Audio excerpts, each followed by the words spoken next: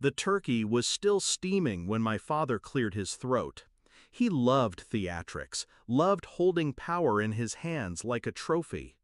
"We're selling the company," he declared, voice booming across the long mahogany table. "And you," his eyes locked on me, cold and sharp, "you're getting nothing." The forks froze. My siblings smirked, exchanging glances like wolves circling prey. One of them actually clapped. The betrayal wasn't new, but the glee, that burned. I didn't flinch. I just sipped my wine, calm, deliberate, letting silence stretch before I asked, "Dad, who's the buyer?" His chest puffed, pride spilling out. "Everest Holdings." I laughed, low, steady, then leaned back. "Dad, I am Everest Holdings." The room collapsed into silence. It hadn't always been war. When I was young, I thought my father's approval was the air I breathed. I followed him into boardrooms, studied ledgers at his knee. He called me the sharp one, promised one day I'd inherit the company. But words are cheap. By 16, I saw the shift. My siblings, the favorites, were handed allowances, cars, opportunities. I was handed criticism. Too intense, too ambitious, not a team player. Translation, I couldn't be controlled. The night I overheard him tell my mother, "He'll never run this company. He doesn't know his place," something in me hardened.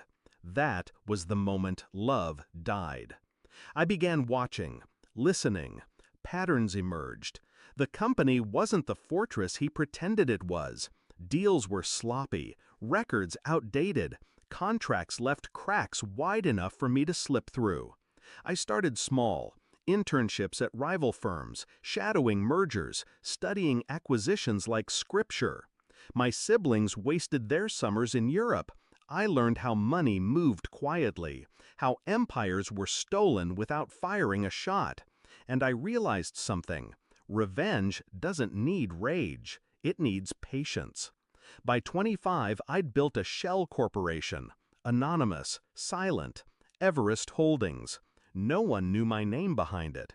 I spent years building its reputation, weaving trust with banks, investors, and lawyers. Piece by piece, it became untouchable.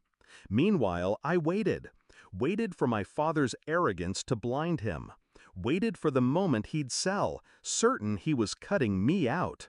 And tonight, Thanksgiving night, that moment arrived, dressed in his smug smile. When I said the words, "I am Everest Holdings," the color drained from his face. My mother's hand shot to her mouth. My siblings stared, jaws slack, confusion giving way to panic. I let the silence choke them, let the truth seep in like poison. Finally, my father croaked, "Impossible!" I leaned forward, eyes locked on his. "Check the paperwork, the lawyers, the signatures. It's all mine. You didn't sell the business, Dad. You handed it back to me." The beauty of revenge is in the details. I had made sure every step was clean, every contract airtight.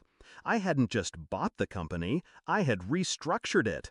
Their positions, their perks, their cushioned salaries, gone. My siblings, who cheered my exile, now sat pale and silent, realizing their inheritance had evaporated in a single stroke. My father, once the king at the head of the table, looked suddenly small.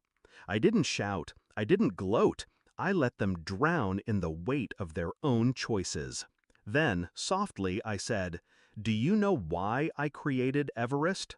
Because you taught me something valuable, Dad. Never trust the promises of family. Trust the numbers.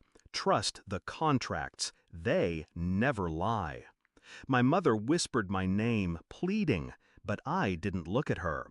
She had watched it all, silent, complicit. The rest of dinner was uneaten. The laughter that once filled holidays was gone, replaced with the sound of knives scraping plates, no one daring to speak. I carved my turkey slowly, deliberately, as if nothing had changed, because for me, nothing had. I'd known for years this day would come. The difference was they hadn't. Later that night, as I stood at the head of the now empty dining room, I replayed it in my mind. The moment of revelation, the silence that followed, the way their eyes begged for a reality that no longer existed. I felt no guilt, no sorrow, only clarity. They thought betrayal would break me. Instead, it built me. The next morning I walked into the company's headquarters, not as the son cast aside, but as the owner. Employees whispered, rumors spreading fast. My father's portrait still hung in the lobby, but soon it would come down. I paused in front of it, staring at his stern face frozen in paint. "You taught me to fight for respect," I murmured. "You just never thought I'd win." That's the thing about revenge. It doesn't need to be loud. It doesn't need to be violent. Sometimes the sweetest revenge is just patience sharpened into a blade, and the silence that finally cuts. And that silence is exactly what I heard at Thanksgiving.